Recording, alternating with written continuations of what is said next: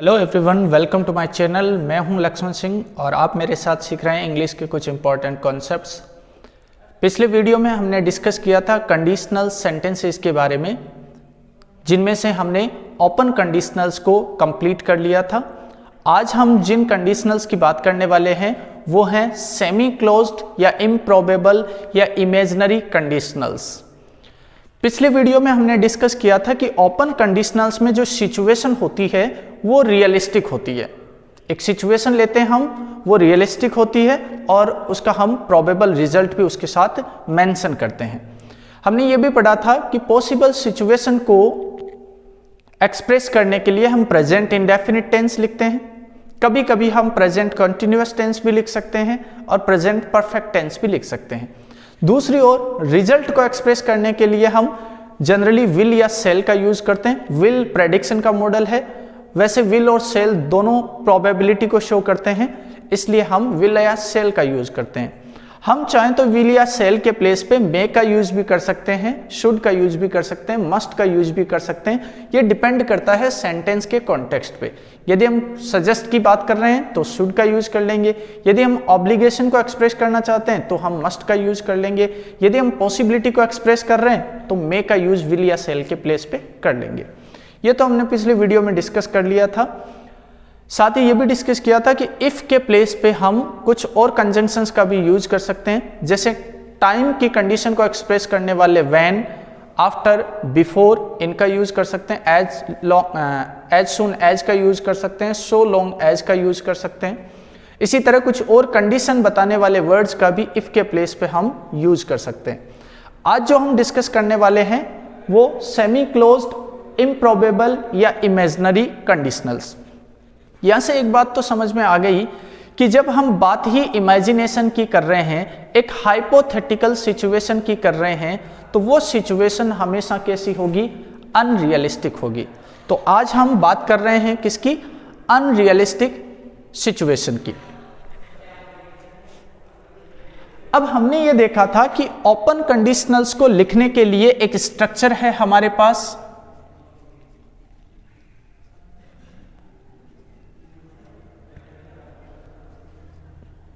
Open conditionals को लिखने के लिए जो हमारे पास स्ट्रक्चर था वो ये था कि एक इफ क्लोज है जिसमें हम कंडीशन या सिचुएशन को एक्सप्रेस करेंगे, उसमें हम प्रेजेंट इंडेफिनिट, प्रेजेंट कॉन्टिन्यूअस या प्रेजेंट परफेक्ट लिखेंगे।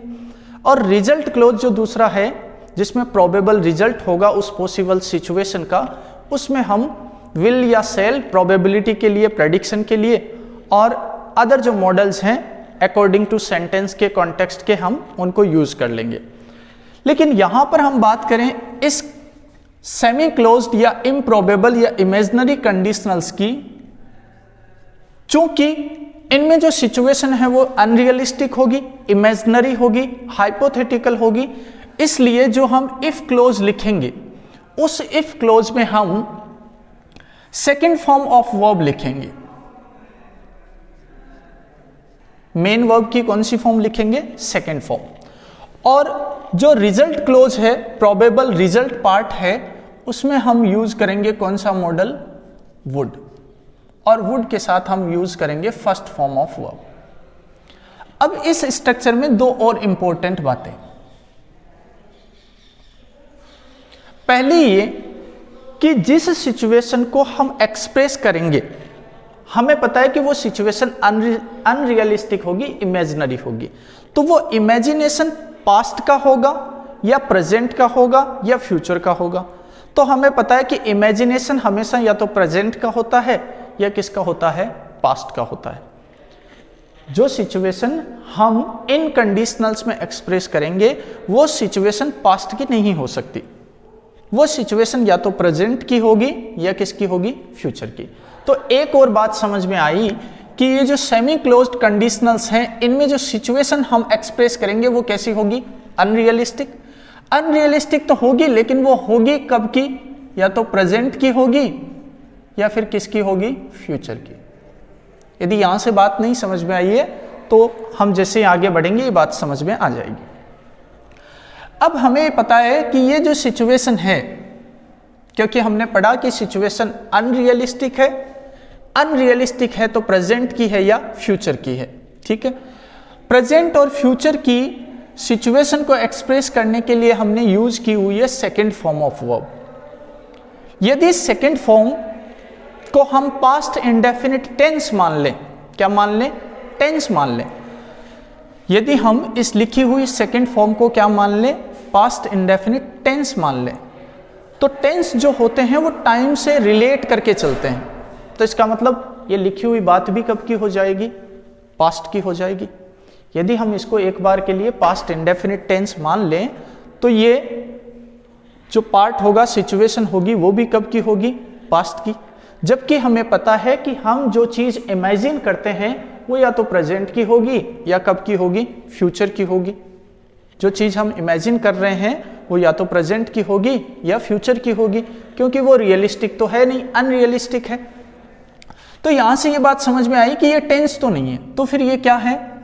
ये जो सेकंड फॉर्म ऑफ वर्ब लिखी हुई है वो है पास्ट सब्जंक्टिव मूड।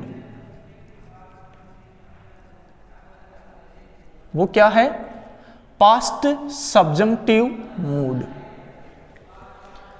जब भी कोई वर्ब की कोई फॉर्म किसी इमेजिनरी सिचुएशन को एक्सप्रेस करने के लिए यूज की जाती है तो वो वर्ब की फॉर्म होती है हमेशा सेकंड फॉर्म। और जो इमेजिनरी सिचुएशन होती है वो सिचुएशन होती है या तो प्रेजेंट की या फ्यूचर की। इसका मतलब ये जो पास्ट सब्जंक्टिव मूड है ये प्रेजेंट या फ्यूचर की जो सिचुएशन है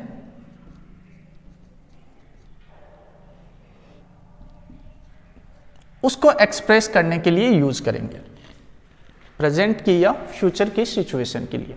ठीक है, अब यदि हम कोई सिचुएशन जो इमेजिनरी है, जिसके बारे में हमें पता नहीं रियलिटी क्या है, हम प्रेजेंट या फ्यूचर में उस सिचुएशन को इमेजिन कर रहे हैं, तो हमें यह भी नहीं पता कि उसका रिजल्ट आएगा कि नहीं आएगा जो हम सोच रहे हैं, तो हम रिजल्ट को लेकर भी सर्टेन नहीं है। हम रिजल्ट को लेकर भी सर्टेन नहीं है। तो इसका मतलब ये जो रिजल्ट हम इमेजिन कर रहे हैं ये रिजल्ट कैसा होगा? इम्प्रोबेबल होगा। भाई हो सकता है जो सिचुएशन हमने इमेजिन की है उसकी पॉसिबिलिटी बहुत कम है, और बहुत कम है तो ये जो रिजल्ट है ये कैसा होगा? इम्प्रोबेबल होगा। तो हम यहां पे विल की वीकर फॉर्म यूज करेंगे, वुड। विल और सेल जो हैं वो प्रोबेबिलिटी के मॉडल्स हैं, विल प्रेडिक्शन का भी मॉडल है, और उन्हीं की वीकर फॉर्म है वुड। ये किसको एक्सप्रेस करती है? इम्प्रोबेबिलिटी को। तो यहां पे हम रिजल्ट को लेकर सर्टेन नहीं है, तो रिजल्ट कैसा हो गया? इम्प्रोबेबल। इसलिए हम कौन सा मॉडल यूज करेंगे? वुड। और मॉडल के साथ हमें पता है फर्स्ट फॉर्म ऑफ वर्ब आएगी। ठीक है, यहां तक की बात समझ में आ गई। तो स्ट्रक्चर हुआ इफ के साथ, इफ क्लोज में हम सेकंड फॉर्म लिखेंगे, लेकिन सेकंड फॉर्म टेंस नहीं है, पास्ट इंडेफिनिट टेंस नहीं है। ये प्रेजेंट या फ्यूचर की सिचुएशन को एक्सप्रेस करने के लिए लिखी गई एक वर्ब की फॉर्म है, और ये वर्ब की फॉर्म है कौन से मूड में? पास्ट सब्जंक्टिव मूड में। ठीक है, इधर हमने जो वुड लिखा है वो वुड, विल या सेल, सॉरी विल की सेकंड फॉर्म नहीं है, बल्कि विल की वीकर फॉर्म है, जो किसको इंडिकेट करती है, किसको एक्सप्रेस करती है? इम्प्रोबेबिलिटी को एक्सप्रेस करती है। अब आइए इस बात को समझते हैं। इसे एग्जांपल ले लिया मैंने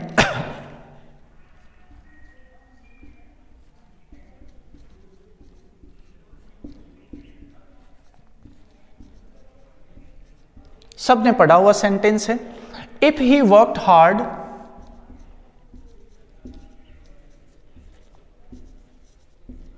he would get good marks।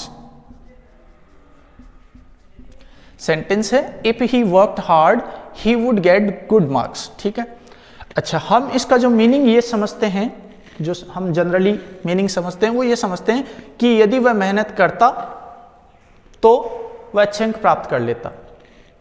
इस हिसाब से देखें तो ये सिचुएशन कब की हुई? पास्ट की।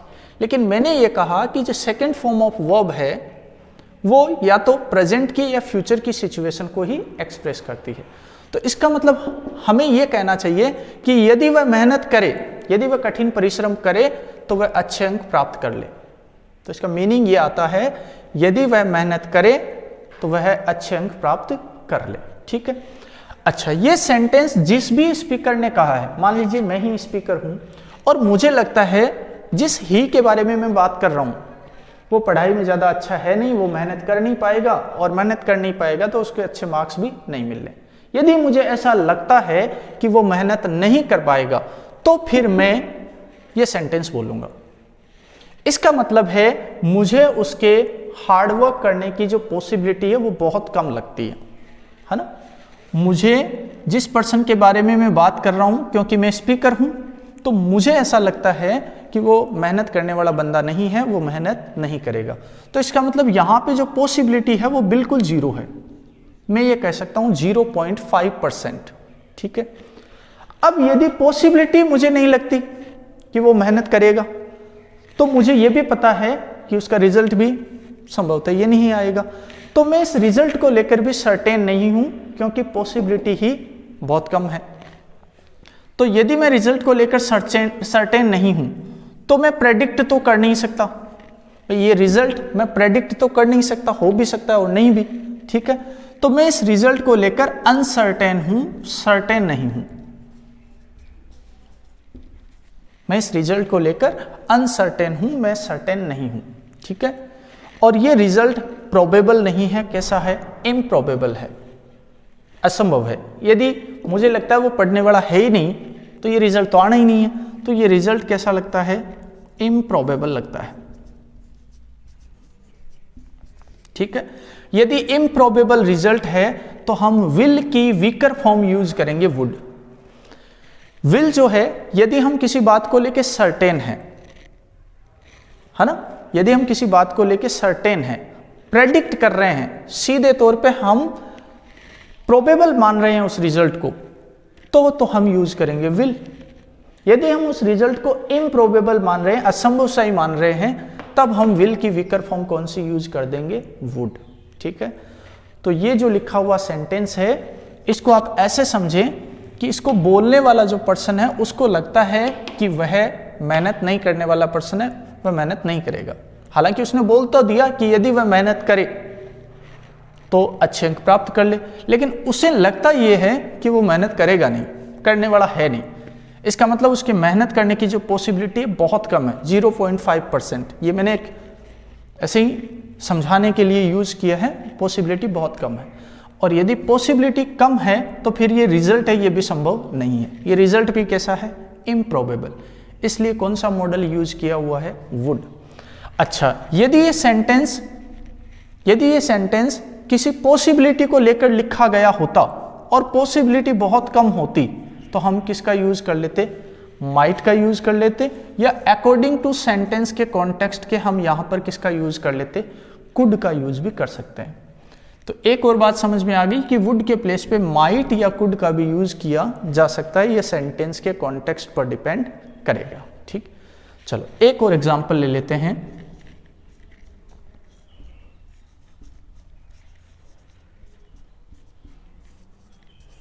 सेंटेंस है लिखा हुआ, if he goat the first position, if he goat the first position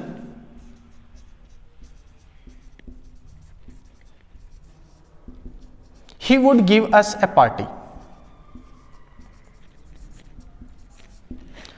इस लिखे हुए सेंटेंस में सबसे पहले मैं यहां आता हूं, यहां पे लिखा है सेकंड फॉर्म ऑफ वर्ब। क्या ये पास्ट इंडेफिनिट है? नहीं, ये पास्ट इंडेफिनिट टेंस नहीं है। ये क्या है? Past subjunctive mood. और पास्ट सब्जंक्टिव मूड प्रेजेंट या फ्यूचर की जो अनरियलिटी है, अनरियलिस्टिक सिचुएशन है, उसको एक्सप्रेस करने के लिए आती है। तो यहां पे ये पास्ट इंडेफिनिट नहीं है बल्कि पास्ट सब्जंक्टिव मूड है।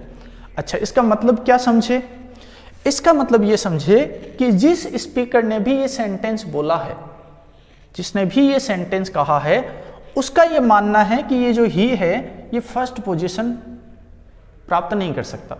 उसका ये मानना है, मन में वो ये माने बैठा है कि उसके फर्स्ट पोजीशन आनी नहीं है। फिर भी ऊपर वाले मन से उसने बोल दिया कि यदि उसके आ जाए, चलो किसी वजह से आ भी जाए, तो फिर वो हमें क्या देगा, पार्टी देगा। ठीक है, तो इसको लेकर उसके माइंड में जो पॉसिबिलिटी है उसे हम कितनी समझें, 0.5। मन में उसको ये लगता ही नहीं है कि उसके फर्स्ट पोजीशन आएगी। मन में तो वो ये बाने बैठा है कि उसकी फर्स्ट पोजीशन आनी नहीं है, निठल्ला है, पढ़ता लिखता नहीं है, उसकी फर्स्ट पोजीशन आनी नहीं है। लेकिन ऊपर वाले मन से वह कह देता है कि यदि मान लो आ जाए तो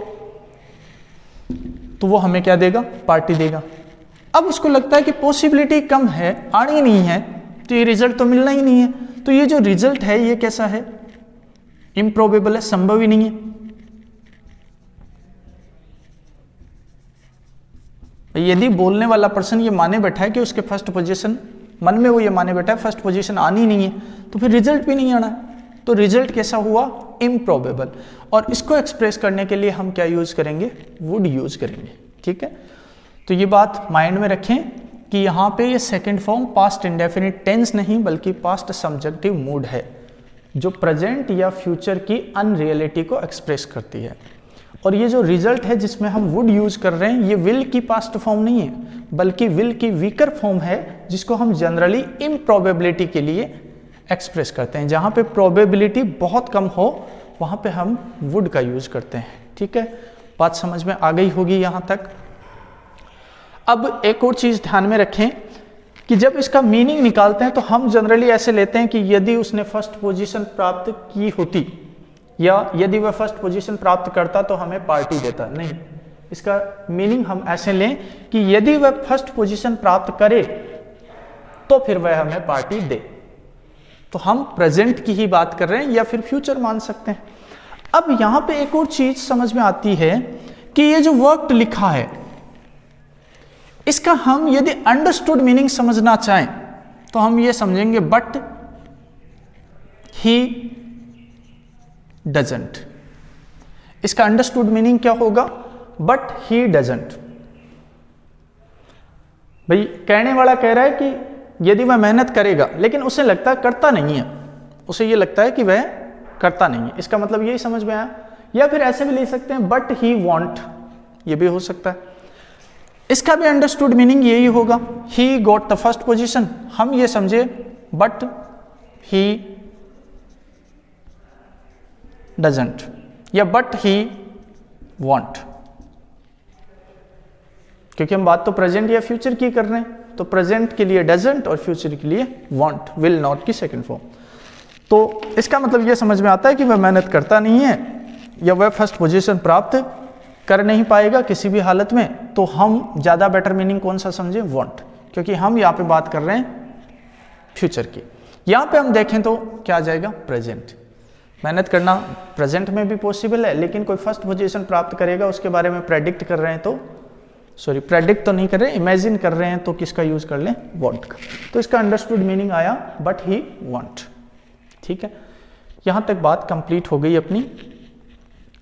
तो आगे से माइंड में रखें कि ये पास्ट इंडेफिनिट टेंस नहीं है, पास्ट सब्जेक्टिव मूड है।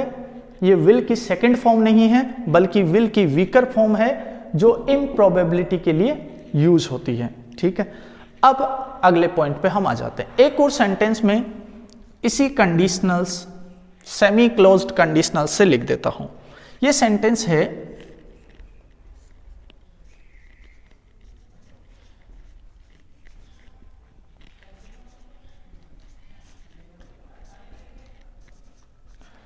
यह सेंटेंस मैंने लिख दिया, if I were a bird I would fly.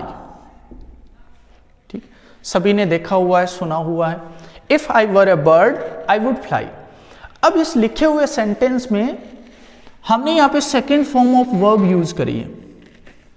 अच्छा, ये कौन सी वर्ब की सेकंड फॉर्म है, तो आप में से सभी जानते होंगे कि ये बी की सेकंड फॉर्म है। अच्छा, बी की सेकंड फॉर्म जो होती है वो दो होती हैं, एक वॉज और एक वर है। तो ये सेकंड फॉर्म ही, इधर वुड यूज किया हुआ है, तो आप ये समझ ही गए कि ये जो सिचुएशन है वो रियल नहीं है, ये इमेजिनेशन है, ये हाइपोथेसिस है। और ये जो सिचुएशन हम यहां पे लिख रहे हैं, ये सिचुएशन या तो प्रेजेंट के लिए या किसके लिए, फ्यूचर के लिए। अब जिसने भी ये बोला है यहां पे पॉसिबिलिटी कितनी है, हमें ये पता है न के बराबर है, पॉसिबिलिटी तो न के बराबर है, आदमी पक्षी कैसे हो सकता है। मैं ये कहना चाहता हूं कि यदि मैं एक पक्षी हूं तो उड़ जाऊं, लेकिन पक्षी हूं नहीं, है ना। तो यहां पे जो अंडरस्टूड मीनिंग है वो क्या समझ में आया, but I am not, but I am not, मैं पक्षी हूं नहीं, ठीक है। यहां वुड जो लिखा है हमने, यदि पक्षी नहीं हूं तो उड़ूंगा कैसे, तो ये रिजल्ट जो हमने यहां पे लिखा है वो इम्प्रोबेबल है। इम्प्रोबेबल का मतलब जो पॉसिबल नहीं है, यदि मैं पक्षी नहीं हूं तो ये रिजल्ट तो आ ही नहीं सकता, तो ये इम्प्रोबेबल है। तो इसका मतलब लिखा हुआ सेंटेंस करेक्ट है।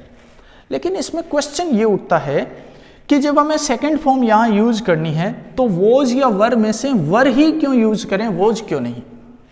कारण यही जानना है कि वर ही क्यों यूज करें, वोज क्यों नहीं किया। तो वोज जो है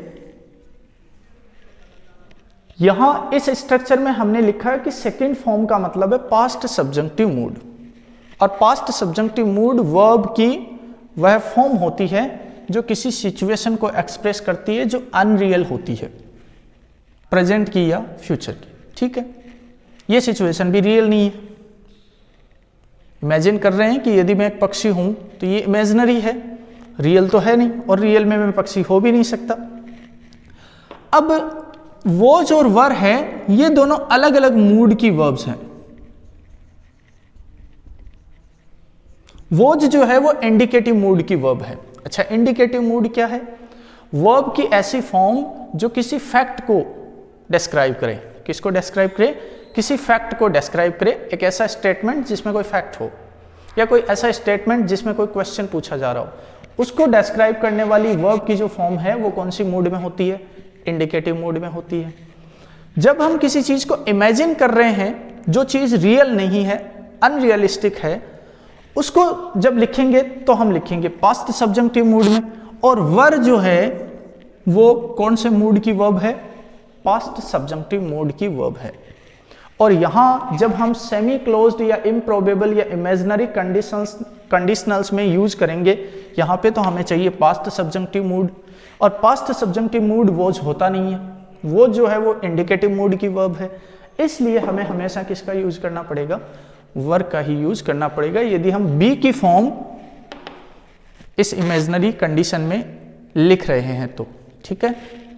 तो ये एक और बात समझ में आ गई यहां से। चलो, ये तो बात यहां तक की हो गई कि जो सेमी क्लोज्ड कंडीशनल्स हैं उनके कंडीशनल क्लोज में या जो पॉसिबल सिचुएशन पार्ट है उसमें सेकंड फॉर्म यूज करते हैं। वो सेकंड फॉर्म टेंस नहीं होती, वो है पास्ट सब्जंक्टिव मूड, ठीक है। यदि ये टेंस होती तो क्या फर्क पड़ता, टेंस होती तो ये जो सिचुएशन हम एक्सप्रेस कर रहे हैं वो प्रेजेंट की और फ्यूचर की नहीं होती, फिर ये कब की होती, पास्ट की होती। कब की होती, पास्ट की। और फिलहाल हम यूज जो कर रहे हैं वो प्रेजेंट और फ्यूचर की सिचुएशन को एक्सप्रेस कर रही है, ठीक है। तो यहाँ पे सेकंड फॉर्म आ जाएगी, यहाँ पे वुड प्लस फर्स्ट फॉर्म आ जाएगा। वुड के प्लेस पे हम माइट, कुड, इनका भी सेंटेंस के कॉन्टेक्स्ट के अकॉर्डिंग यूज कर सकते हैं, ठीक। यहाँ तक की बात समझ में आ गई। अब एक दो और कंफ्यूजिंग पॉइंट्स यहाँ से निकलते हैं, और वो इस वर को लेकर है। किसको लेकर है, वर को लेकर है। अब वर को लेकर जो पॉइंट्स हैं वो ये हैं, चलो यहां डिस्क्राइब कर लें इनको। हम सभी ने पढ़ा हुआ है कि जब कभी इमेजिनरी कंडीशन लिखी हो और इफ आ जाए, और इफ वाले क्लोज में हमें बी की फॉर्म यूज करनी हो तो हम वर ही करें। क्यों करें, आपको मैंने रीजन बता दिया है कि वो जो है वो इंडिकेटिव मूड में है और वर है पास्ट सब्जंक्टिव मूड में। तो जो हमें चाहिए वो ये है, इसलिए हम किसका यूज करें, वर्क। अच्छा, इसके साथ साथ हमने ये भी पढ़ा है कि एज इफ यदि कहीं पे लिखा हो तो उसके बाद आने वाला जो क्लोज है, एज इफ वाला जो क्लोज है, उसमें भी यदि बी की फॉर्म यूज करनी है तो वर ही करें, ठीक। अच्छा, यदि यहां पे एज दो लिखा हो, एज दो यदि लिखा हो तो उसके बाद वाले क्लोज में भी हम बी की फॉर्म वर ही यूज करें, ठीक है। इसके बाद में इफ ओनली लिखा हो तो उसके बाद वाले क्लोज में भी हम बी की फॉर्म वर ही यूज करें। यदि ऐसे लिखा हो कहीं पे वुड दैट,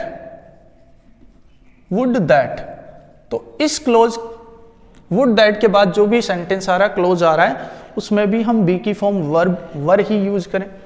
और इसी तरह यदि ऐसा कहीं पे आ जाता है I wish, he wishes, she wishes, जो भी है, इस टाइप की यदि वर्ड्स आ जाते हैं तो उनके बाद आने वाले क्लोज में भी बी की फॉर्म कौन सी यूज करें, हम वर यूज करें। ठीक, ये बात तो चलो ठीक है। अब क्यों करें, इसके पीछे क्या रीजन है, क्यों करें, तो इसको भी हम समझ लेते हैं। क्या बी की फॉर्म आने पर वर यूज करें, तो बी के प्लेस पे यदि कोई और वर्ब आ जाए तो कौन सी फॉर्म यूज करें? क्या हमेशा सेकंड फॉर्म ही लिखें? क्या हमेशा सेकंड फॉर्म ही लिखें? और सेकंड फॉर्म लिखें तो क्या हमेशा वो पास्ट सब्जेक्टिव मूड ही है? तो ये सारी चीजें अब हमें समझनी है। ठीक है, चलो शुरू करते हैं। मान लीजिए मैं कहूं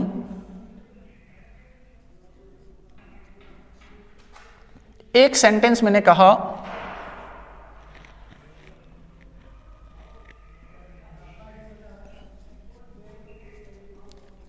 ही इज माई फादर। ठीक है भाई, ही इज माई फादर। ठीक, दूसरा मैंने ये कहा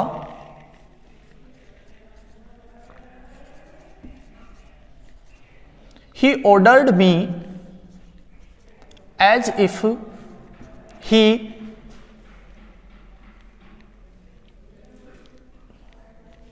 is my father। He ordered me as if he is my father। यहां भी हमने एक स्टेटमेंट लिखा he is my father, और यहां भी मैंने वही स्टेटमेंट लिखा है he is my father। ठीक है, लेकिन यहां हम बात करें तो इसके साथ में और कोई एडिशनल सेंटेंस, कोई क्लोज कुछ नहीं है, तो इसका मतलब ये फैक्ट है। ये बात क्या है? फैक्ट है, स्टेटमेंट है। यहां पे जो इज है वो कौन से मूड की वर्ब हो गई? अभी थोड़ी देर पहले बात की थी हमने, फैक्ट को जो बताती है वो इंडिकेटिव मूड की वर्ब होती है, तो ये इंडिकेटिव मूड में है। ठीक है, अब नीचे वाले सेंटेंस में हम ये लिख रहे हैं he ordered me as if he is my father. जैसे ही हम एज इफ लिखेंगे इसका मतलब है ये फैक्ट नहीं है, ये हम इमेजिन कर रहे हैं। ये हम क्या कर रहे हैं? इमेजिन कर रहे हैं। और इमेजिन यदि कर रहे हैं तो यहां पे आनी चाहिए पास्ट सब्जेक्टिव मूड की वर्ब, और पास्ट सब्जेक्टिव मूड की वर्ब यदि इज को रिप्लेस करें तो इज किसकी फॉर्म है? बी की। यदि ये बी की फॉर्म है तो यहां पे फिर क्या आना चाहिए? वर आना चाहिए, ही वर माई बॉस। ठीक है, चलो एक सेंटेंस। अब यहां पे एक और कंफ्यूजन वाला पॉइंट है। कंफ्यूजन वाला पॉइंट ये है कि जब भी एज इफ के बाद हम second form of verb use करें या वर यूज करें तो क्या उसके पहले वाले पार्ट में हमेशा पास्ट टेंस ही होना चाहिए? क्या हमेशा पास्ट टेंस ही होना चाहिए? ठीक है, तो इसको लेकर हम डिस्कशन कर लेते हैं थोड़ा सा।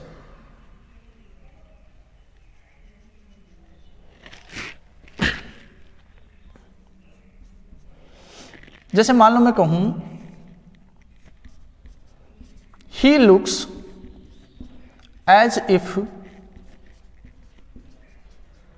he knows the answer। ठीक है, एक और सेंटेंस लिख दूं मैं, he looks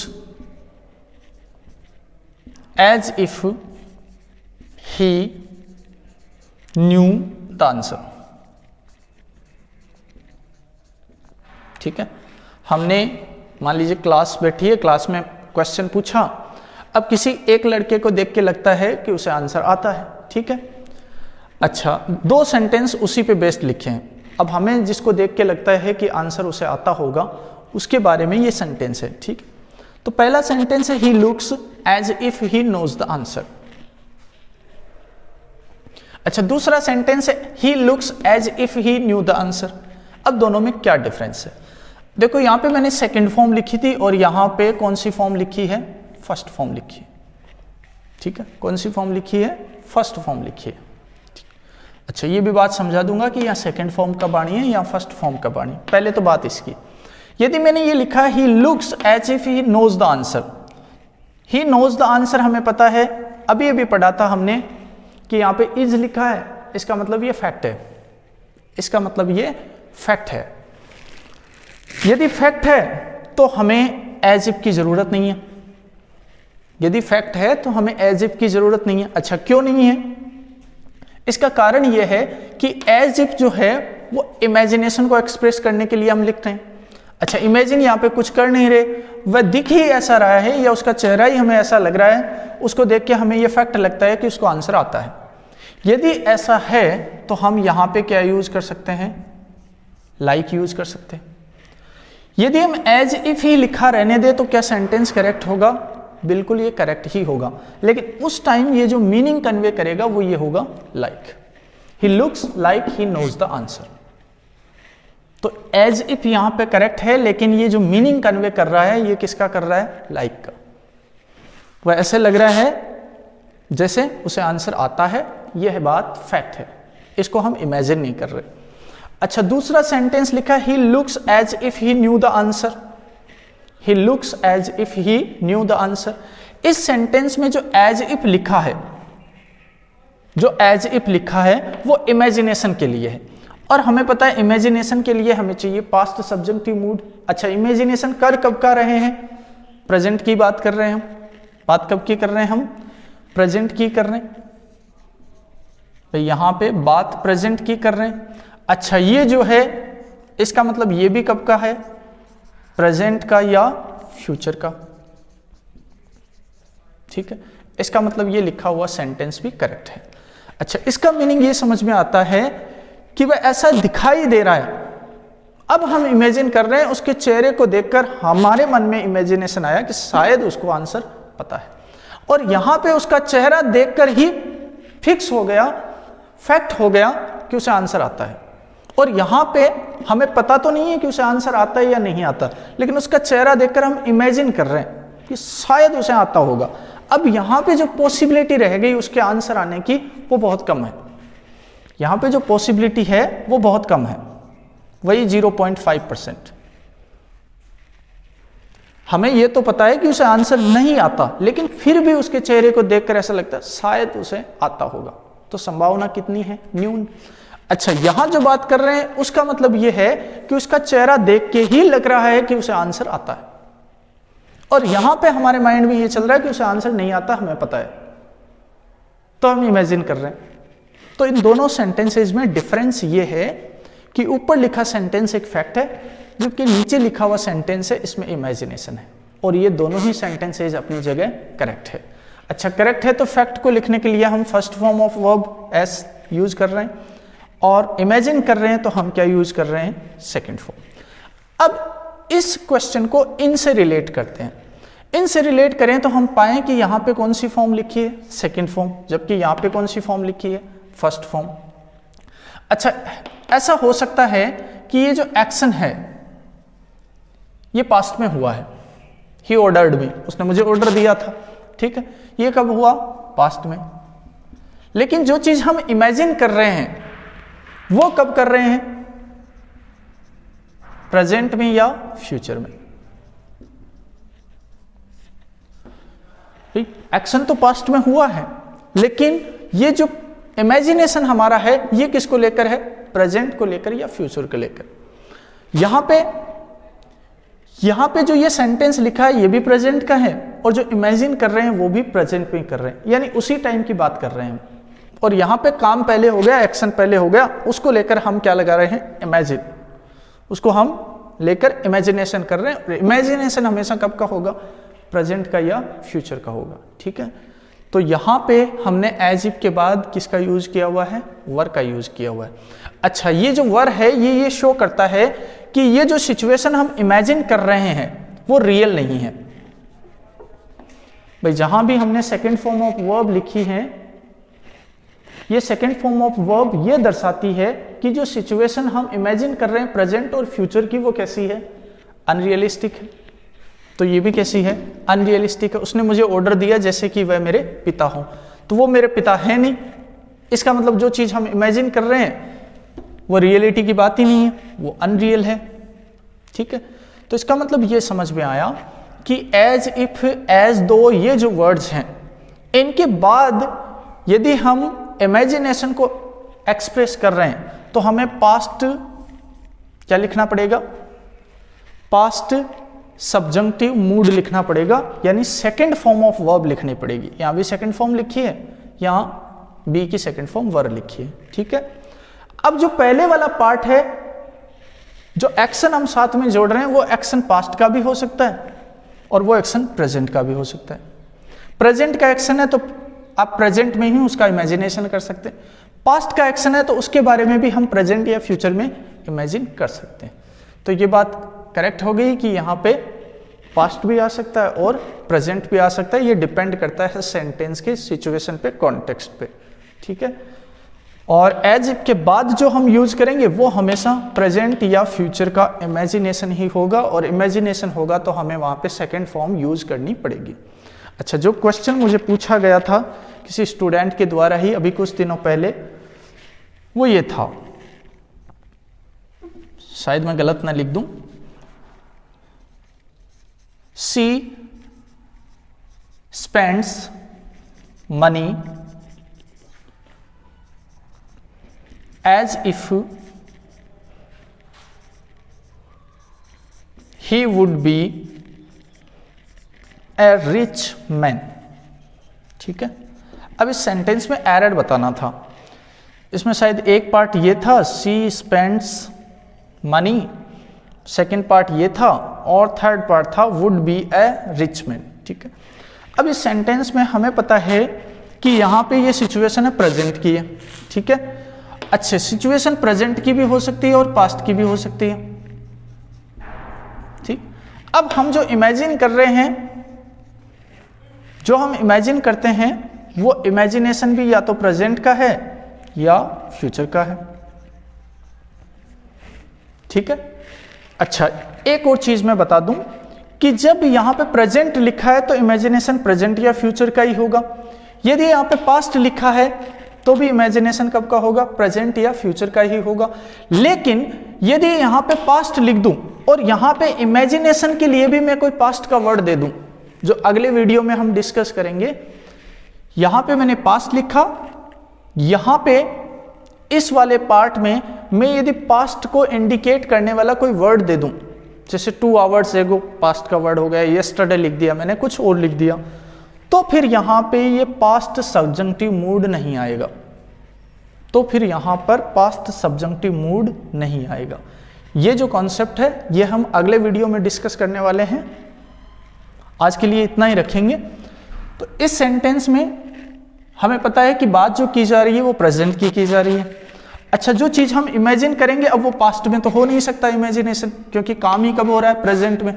तो उसका इमेजिनेशन भी हम या तो करेंगे प्रेजेंट में या करेंगे फ्यूचर में। हमें पता है कि जब इमेजिन करते हैं तो हमें वुड बी की जरूरत नहीं होती, क्योंकि वुड बी जो तो है, या यूं कह दें कि वुड जो है वो इमेजिनेशन का रिजल्ट, जो लगभग इम्प्रोबेबल है, पॉसिबल है ही नहीं, उसको इंडिकेट करने के लिए लिखते हैं वुड विल की फॉर्म। तो फिर हम यहां पे क्या यूज करें, तो हमें पता है कोई पर्सन रिच होगा तो उसमें हमारे पास जो वर्ब है वो कौन सी है, बी है। अच्छा, बी है तो हमें यहाँ पे कौन सी फॉर्म लिखनी पड़ेगी, सेकंड फॉर्म। अच्छा, एक मिस्टेक तो इस सेंटेंस में ये है कि वुड बी के प्लेस पे हम क्या कर दें, वर कर दें, जो अभी अभी हमने डिस्कस कर लिया। वह धन खर्च करती है, यदि उसके पास पैसे हैं, वो धन वाली है, तब तो हम ये लिखते as if he is rich, he is rich. ये लिखने का मतलब था कि एज इफ जो मीनिंग कन्वे कर रहा है वो किसका कर रहा है, लाइक का। लेकिन यहाँ पे तो लाइक का मीनिंग कन्वे नहीं कर रहा, क्योंकि वो धन ऐसे खर्च करती है जैसे वो कोई अमीर आदमी हो, इसका मतलब वो अमीर है नहीं। तो कहना हम यही चाहते हैं, इसका मतलब वो अमीर है नहीं, तो हम ये जो सिचुएशन लिख रहे हैं ये इमेजिन कर रहे हैं, और इमेजिन कर रहे हैं तो हमें यहाँ पे किसका यूज करना पड़ेगा, वर्क। अच्छा, दूसरा जो इसमें मिस्टेक आ रहा है वो ये आ रहा है कि हम बात कर रहे हैं किसी सी के बारे में। यदि सी लिखा है तो यहाँ पे मैन ने लिख के हमें क्या लिखना चाहिए, वुमन लिखना चाहिए। तो इस सेंटेंसेज में 2 मिस्टेक्स आ गई। ठीक है, आई होप यहाँ तक जो बातें मैंने समझ आई वो समझ में आई होंगी। अब जो नेक्स्ट वीडियो होगा उसमें हम डिस्कस करेंगे कि यहाँ पे यदि पास्ट लिखा हो, जिसको हम आधार मान रहे हैं, यहाँ पे यदि पास्ट लिखा हो और यहाँ पे भी पास्ट का कोई टाइम दे रखा हो, तो क्या ये इमेजिनेशन भी पास्ट का हो सकता है? तो बिल्कुल हो सकता है कि बहुत टाइम पहले कोई पास्ट हुआ होगा और उसके थोड़े टाइम के बाद का जो पास्ट है, यानी उस पास्ट का प्रेजेंट या फ्यूचर, तो उसमें हम चीज़ों को इमेजिन कर पाए होंगे, ऐसा भी पॉसिबल है। तो ये जो सिचुएशन है ये हम अगले वीडियो में डिस्कस करेंगे। तब तक के लिए पढ़ते रहिए, सीखते रहिए, बढ़ते रहिए। Thank you.